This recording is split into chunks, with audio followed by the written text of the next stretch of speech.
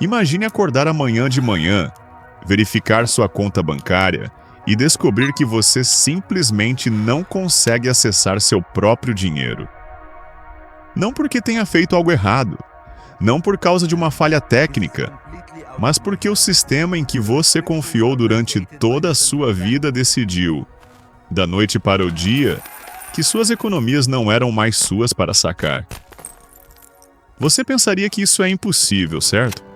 Esse tipo de coisa só acontece em países pobres, estados falidos, zonas de guerra, exceto o que aconteceu no Líbano há apenas alguns anos. Aconteceu na Argentina. Aconteceu durante a Guerra Civil Americana. E, se você examinar a história com atenção suficiente, descobrirá que o colapso financeiro não é a exceção. É, e sempre foi, a regra. Hoje, vamos viajar por séculos de desastres econômicos. Impérios que desmoronaram, moedas que viraram pó, bancos que fecharam as portas. E ao final desta jornada você compreenderá algo que a maioria das pessoas nunca aprende até que seja tarde demais.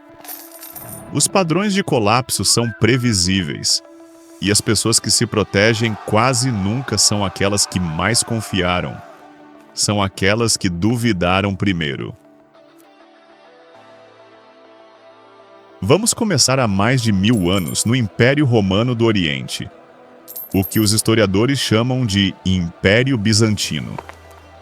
Após a queda do Império Romano do Ocidente em 476 d.C., a metade oriental sobreviveu por quase mais 1000 anos. Uma das principais razões para ter durado tanto tempo foi uma pequena moeda de ouro chamada sólidos. Ela era cunhada seguindo um padrão de pureza quase obsessivo, e por séculos, mercadores da Europa, o Oriente Médio e a Ásia Central a aceitaram sem questionar. Não era apenas a moeda bizantina, era a moeda de reserva mundial da era medieval. Agora, se você sabe alguma coisa sobre Roma, talvez já pressinta onde essa história vai chegar. A moeda de prata romana original, o denário, havia sido uma das moedas mais confiáveis do mundo antigo. Mas, com o passar do tempo, os imperadores começaram a reduzir discretamente seu teor de prata, misturando metais mais baratos, raspando as bordas, esticando o rendimento de cada moeda ao máximo. Começou de forma sutil. Alguns por cento aqui, alguns por cento ali. No século III d.C., o que outrora fora uma moeda de prata era, essencialmente, uma moeda de bronze com um fino revestimento prateado. A moeda entrou em colapso. A confiança evaporou. E com isso, a capacidade de Roma de pagar seus exércitos, financiar sua infraestrutura e manter a integridade de suas fronteiras começou a ruir. Os bizantinos haviam assistido a isso acontecer. Haviam herdado essa lição de advertência e, no entanto, séculos depois, fizeram exatamente a mesma coisa com o ouro.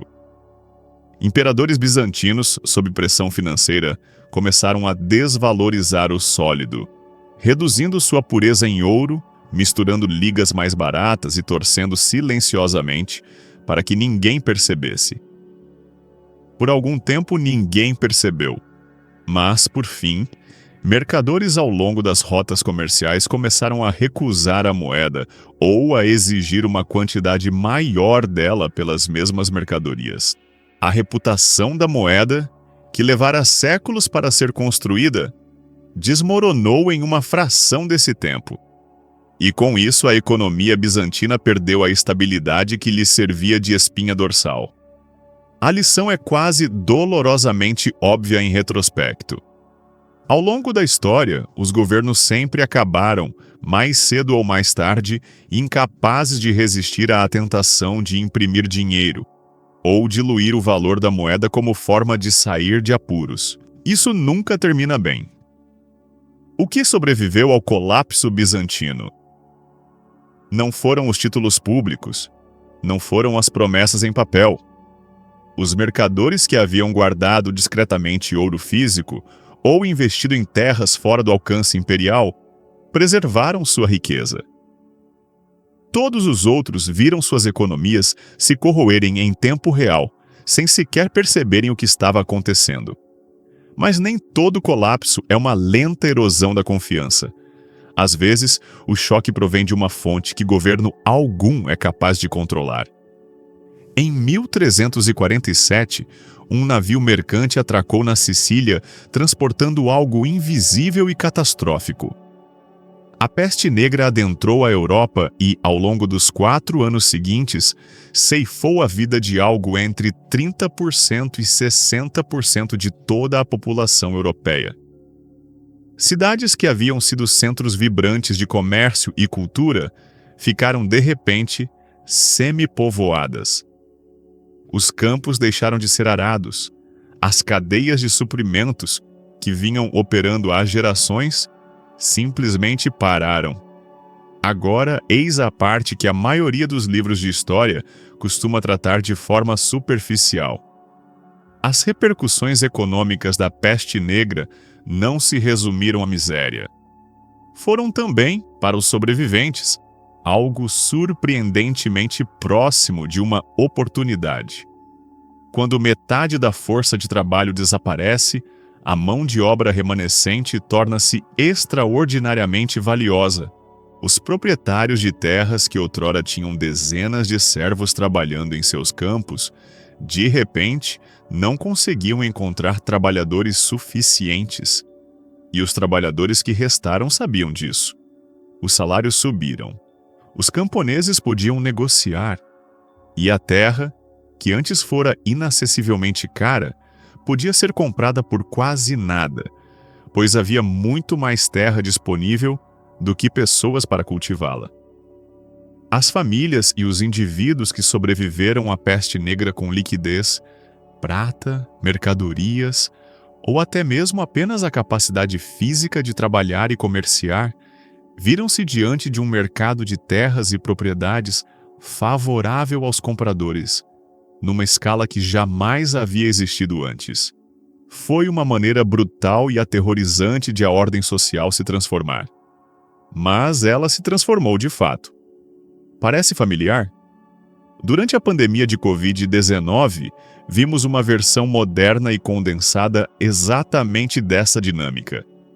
Governos ao redor do mundo imprimiram trilhões de dólares para impedir que suas economias colapsassem por completo. As cadeias de suprimentos entraram em colapso. E o que aconteceu? Pessoas com capital e liquidez compraram ativos, casas, ações, empresas, a preços que pareciam altos na época, mas que, meses depois, pareceriam verdadeiras pichinchas. Enquanto isso, as pessoas que viviam do salário do mês, sem reservas, ficaram ainda mais para trás. Não por serem menos inteligentes ou menos trabalhadoras, mas porque não tinham reservas para absorver o choque, nem liquidez para agir quando a oportunidade surgia. A história rima com uma precisão inquietante. As crises redistribuem a riqueza. Sempre redistribuíram. E essa redistribuição quase sempre segue a mesma direção, daqueles que não têm reservas para aqueles que as têm. Agora, mesmo quando pandemias e exércitos não estão destruindo as economias, há outro assassino silencioso ao qual a história continua retornando. As instituições. Aquelas que parecem tão grandes e tão poderosas que chega a parecer impossível que um dia venham a falhar. Na década de 1340, Florença era a capital financeira da Europa. As famílias de banqueiros Bardi e Peruzzi eram tão ricas e poderosas que os reis lhes pediam empréstimos da mesma forma que nós, hoje, passaríamos um cartão de crédito. E por algum tempo, isso funcionou. Mas quando Eduardo III da Inglaterra, profundamente endividado devido às suas guerras contra a França, simplesmente deixou de pagar esses empréstimos, as consequências foram catastróficas. Os bancos florentinos não tinham reservas para absorver as perdas. Eles colapsaram. E os depositantes comuns, mercadores, artesãos, famílias que haviam confiado suas economias a essas instituições, perderam tudo. A questão sobre o conceito de grande demais para falir é a seguinte: ele nunca é de fato verdadeiro. É uma narrativa que as instituições contam para atrair a sua confiança e o seu dinheiro. Na Florença da década de 1340, os maiores bancos do mundo faliram em questão de meses. Em 2008, o Lehman Brothers, uma das firmas financeiras mais poderosas da Terra, entrou em colapso praticamente da noite para o dia e deflagrou uma crise financeira global. Em 2019, bancos libaneses congelaram as contas de milhões de cidadãos comuns que não haviam cometido absolutamente nenhum erro. E tão recentemente quanto 2023, bancos regionais nos Estados Unidos ruíram em questão de dias, assim que os depositantes perderam a confiança. O nome e o endereço mudam a cada século. A lição permanece a mesma. O tamanho de uma instituição não é a sua garantia. Suas promessas só são válidas até o dia em que deixam de ser. Vamos falar sobre algo mais próximo da história americana: a Guerra Civil. A maioria das pessoas a conhece como um conflito moral e militar. Poucos percebem que, por trás dos campos de batalha, tanto a União quanto a Confederação estavam conduzindo experimentos financeiros desesperados que nos revelam algo profundo sobre o papel moeda. O governo da União, precisando financiar a guerra mais custosa da história americana até aquele momento, emitiu uma moeda de papel chamada greenback, dólares lastreados não em ouro, mas na promessa e no crédito do governo dos Estados Unidos. Foi uma medida ousada, foi necessária e funcionou parcialmente. Mas a inflação veio a reboque. Quanto mais greenbacks inundavam a economia, menor era o poder de compra de cada cédula. A confiança na moeda oscilou ao longo de toda a guerra. Na Confederação, a situação era muito mais catastrófica. Os dólares confederados, por vezes chamados de graybacks, eram impressos em quantidades que guardavam quase nenhuma relação com os bens e recursos reais disponíveis. Ao final da guerra, a inflação na Confederação havia atingido níveis genuinamente difíceis de compreender. Preços que dispararam milhares por cento. O salário mensal de um soldado não bastava para comprar comida para uma única semana. As famílias carregavam sacolas cheias de cédulas para adquirir itens do cotidiano. E, em 1865, a moeda confederada já não era apenas fraca, era desprovida de qualquer valor. Completamente, inteiramente sem valor. O que importava em meio àquela ruína?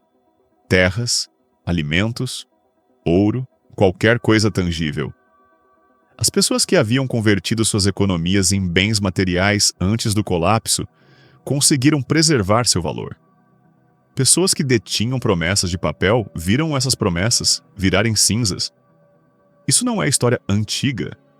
Isso é história americana. O seu próprio país já vivenciou um colapso monetário. E quando isso aconteceu, o que protegeu as pessoas não foi a fé no papel, mas a posse de coisas que o papel não pode substituir.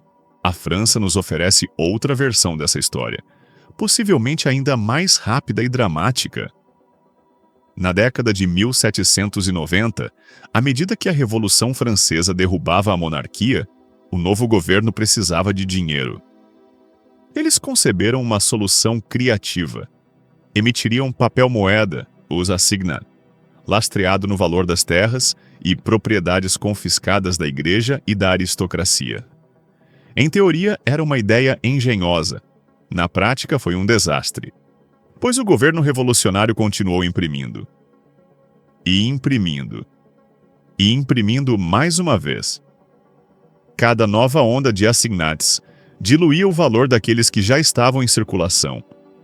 Os preços dispararam em uma espiral ascendente. Os salários não conseguiam acompanhar o ritmo. Os agricultores recusavam-se a aceitar o papel moeda e exigiam, em troca, prata ou mercadorias. Em Paris, os motins por pão voltaram a eclodir. A revolução que havia prometido liberdade e igualdade entregou, em vez disso, uma moeda tão desprovida de valor que as pessoas a queimavam para se aquecer. Os vencedores foram aqueles que detinham alimentos, ouro ou propriedades, bens que nenhuma prensa de impressão poderia replicar. O tema que permeia todas essas histórias, Roma, Bizâncio, Florença, a Guerra Civil Americana, a França Revolucionária, ressurge com ainda maior clareza na crise financeira asiática de 1997. A Tailândia havia contraído pesados empréstimos em dólares americanos, confiante de que a paridade de sua moeda seria mantida. Não foi o que aconteceu. Quando o baht tailandês entrou em colapso sob a pressão especulativa, o efeito em cascata foi quase instantâneo. Indonésia, Malásia, Coreia do Sul, Filipinas, as moedas de toda a região do Sudeste Asiático entraram em queda livre. As pessoas que mais sofreram não foram os fundos de hedge, nem os investidores internacionais. Esses atores, em muitos casos, fizeram fortunas em meio ao caos. As pessoas que sofreram foram os cidadãos comuns, cujas economias perderam metade de seu valor da noite para o dia, cujas hipotecas dobraram de valor em termos da moeda local, cujos empregos evaporaram à medida que as empresas entravam em colapso. Enquanto isso, investidores internacionais entraram em cena para adquirir ativos asiáticos a preços de liquidação total. O que parecia ser uma crise financeira regional era, na realidade, uma transferência maciça de riqueza, das pessoas presas às moedas locais para aquelas que detinham dólares e ativos no exterior. A lição revelada por essa crise aponta para uma das armadilhas mais perigosas das finanças modernas. Uma dívida denominada na moeda de outrem constitui uma bomba relógio invisível. Quando a tempestade chega, o devedor se afoga, o credor se fortalece. E, por fim, há o Líbano. Talvez o exemplo moderno mais contundente de tudo o que discutimos até aqui.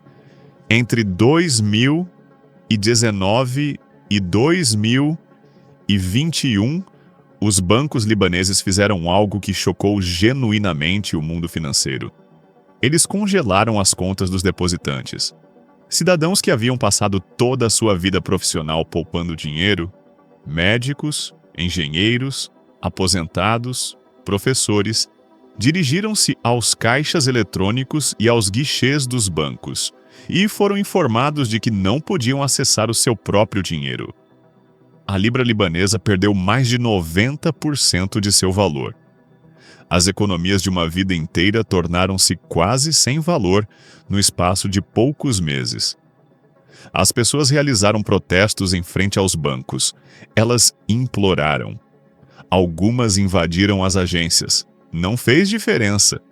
As pessoas que sobreviveram a isso com sua riqueza intacta foram aquelas que haviam transferido dinheiro para o exterior antes de a crise eclodir, que possuíam ativos reais, como ouro ou imóveis, ou que mantinham dinheiro em espécie totalmente fora do sistema bancário. Todos aqueles que haviam confiado plenamente na instituição, que haviam seguido as regras, poupado diligentemente e acreditado que seu dinheiro estava seguro, foram aniquilados. Este é o padrão. Este sempre foi o padrão.